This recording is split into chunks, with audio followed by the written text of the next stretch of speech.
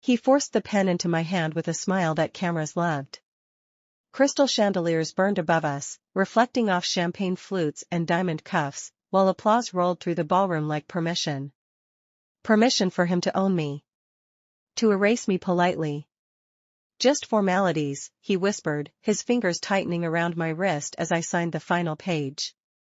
I felt the room watching, assuming I was lucky, chosen, protected by his empire. They didn't see the tremor in my breath. They didn't know I was memorizing every clause he rushed me through. I had learned long before that silence unsettles powerful men. They expect tears. Resistance. Drama. I gave him none. I smiled, nodded, and signed away assets that no longer mattered. What he never questioned was why I read every line twice, why my comm never cracked. The prenup, the shell companies, the trusts he boasted about at dinners, I had already mapped them in my mind. Not emotionally. Strategically. That night, as he raised a toast to loyalty and legacy, his mistress watched me from across the room, certain she was witnessing my defeat. I caught her gaze and lifted my glass. She mistook it for surrender. But surrender is loud. Mine was quiet, deliberate, and patient. Because while he believed the story he told everyone, that I had lost everything, I was already calculating how much it would cost him to believe that lie. The weeks that followed were a performance. I played the role he assigned me, compliant, diminished, grateful for allowances he approved with theatrical generosity. I let him believe I was learning how to live smaller. In reality, I was learning how his empire breathed. Which accounts fed which debts. Which investors trusted his name more than his numbers. Which signatures he forged out of habit. Power leaves fingerprints when it thinks it's invisible. At night, I studied balance sheets the way some women study love letters. Quietly. Obsessively. I listened when his lawyers argued on speakerphone, memorizing tone shifts, moments of hesitation. He underestimated the woman who stopped asking questions. Men like him always do. They confuse silence with ignorance. They never imagine it as preparation. By the time he announced his expansion plans, I had already positioned myself where collapse would look accidental. A missed payment here. A delayed signature there. Nothing dramatic. Just enough friction to slow momentum.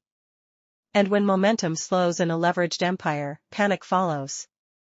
He blamed markets. Advisors. Bad timing. He never once blamed me. That was the most expensive mistake he would ever make. The first crack appeared in public, the way I knew it had to. At a quarterly board dinner, one of his oldest partners asked a simple question about liquidity. A question that should have been easy. I watched my husband laugh it off, deflecting with charm, but his hand tightened around his glass. He glanced at me, briefly, unconsciously, as if checking whether I noticed. I did. I always did. Behind the scenes, the pressure multiplied. Creditors called more often. Advisors stopped returning messages as quickly. Deals that once closed in days now stalled for weeks. I remained invisible, exactly where I needed to be. I attended events, smiled for photos, and let rumors circulate that I was struggling to adjust after signing everything away. Sympathy is a powerful disguise. What he didn't realize was that I had quietly reactivated connections he thought were dormant. Accountants he underestimated. Investors he dismissed as sentimental. People who remembered who I was before I became his wife. Before my name was reduced to an accessory. They didn't help me out of pity. They helped me because I spoke in numbers, not emotion, because I offered them clarity while he offered excuses. The empire didn't collapse overnight. It weakened. Slowly. Predictably. Like a structure hollowed out from within. And the more unstable it became, the more desperately he performed confidence. Expensive watches. Louder speeches. Bigger promises. He mistook volume for strength. I let him. Silence, after all, was still my sharpest weapon. The gala invitation arrived embossed and heavy, the kind meant to intimidate. A celebration of expansion. Of success. Of him. He handed it to me like a challenge. We'll remind them who we are, he said. He meant himself. I nodded, already knowing this would be the night everything changed. The ballroom was a cathedral of excess. Cameras. Executives. Applause timed like choreography. I wore red, not for drama, but for clarity. When he took the stage, confidence wrapped around him like armor. He spoke of vision, of resilience, of loyalty. Then came the questions. Carefully framed, professionally lethal. Numbers he couldn't align. Promises he couldn't substantiate. I didn't move. I didn't speak. I simply watched as realization crossed his face, not fear yet, but confusion. That fragile moment when power understands it has been misinformed. By the time the final document surfaced on the screens behind him, the room had gone silent. Ownership structures. Signatures. Transfers executed months earlier. All legal. All irreversible. He turned to me then, truly looked at me, and understood. I hadn't lost when I signed. I had won time, and time, applied correctly, dismantles empires far more efficiently than rage ever could. After the gala, the silence around him was louder than any scandal. No headlines screamed his downfall, but phones stopped ringing. Invitations dried up. Meetings were postponed indefinitely. In elite circles, disappearance is the first stage of erasure. He came home that night stripped of performance, rage leaking through the cracks of his control. He demanded explanations I no longer owed him. I watched him pace the living room we once showcased to magazines. He spoke in fragments, markets, betrayal, lawsuits. He still believed there was a way to reverse it, to threaten or charm his way back to dominance. Men like him are taught that power is permanent. They are never taught how fragile it becomes when exposed to daylight. I reminded him, calmly, of the signatures.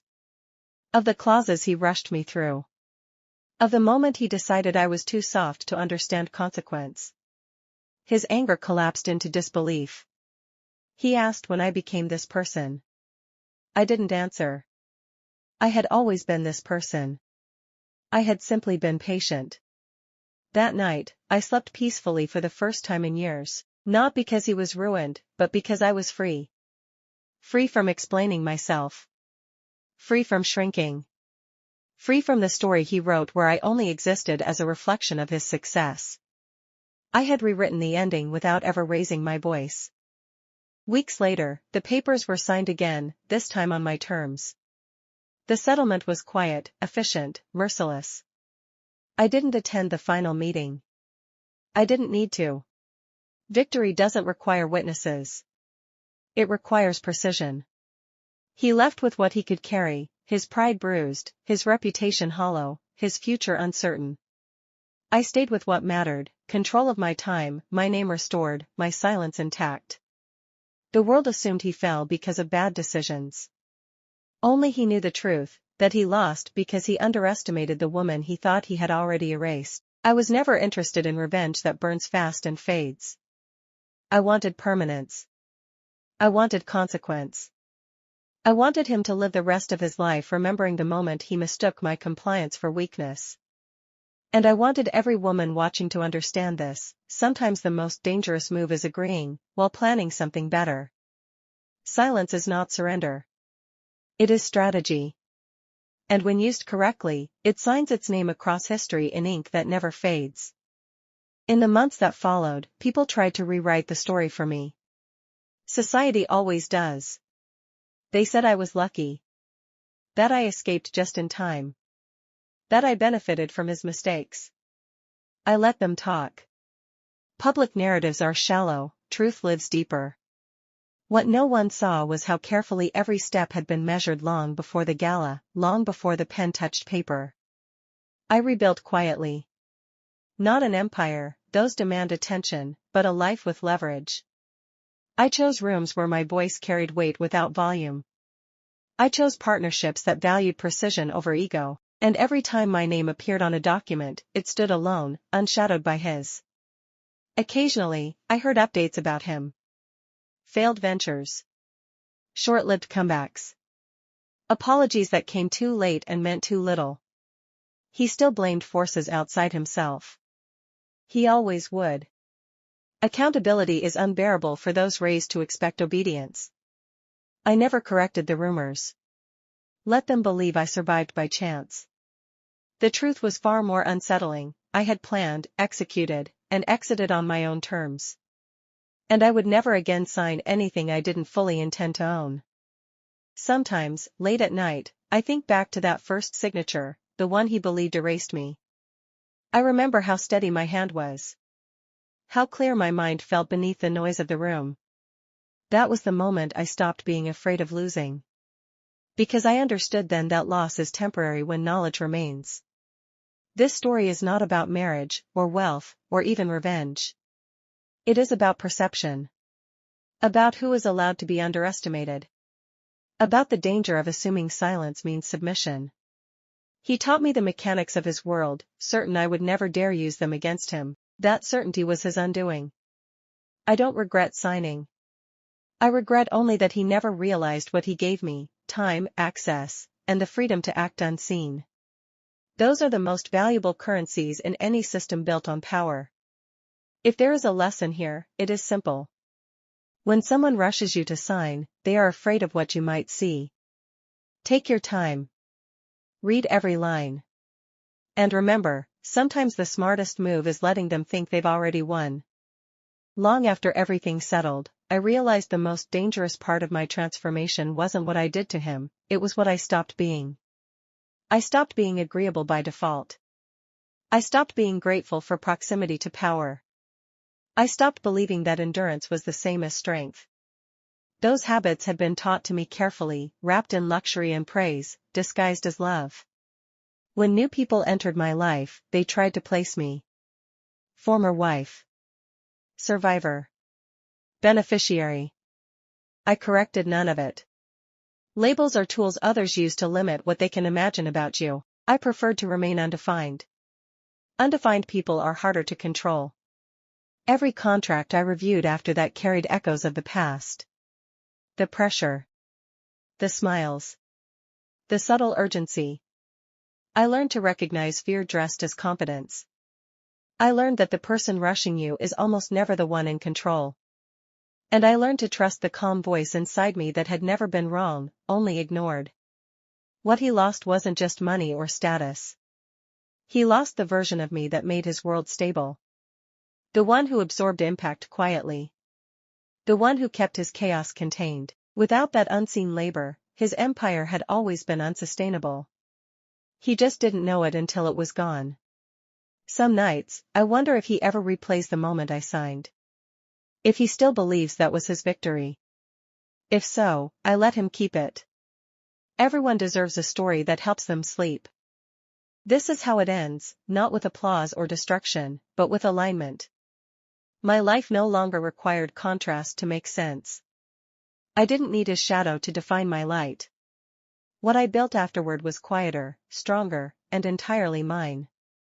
I learned that the most effective revenge is not visibility, but inevitability. Not confrontation, but consequence. He never saw me coming because he never believed I was capable of leaving the role he assigned me. That belief shaped every decision he made. And every decision led him exactly where he ended. If you take anything from this story, let it be this: when someone tells you to hurry, pause. When someone insists you don't need to understand, insist that you do. And when someone mistakes your silence for weakness, remember, silence is often the space where power gathers. I signed everything he put in front of me. And in doing so, I signed myself out of his story forever.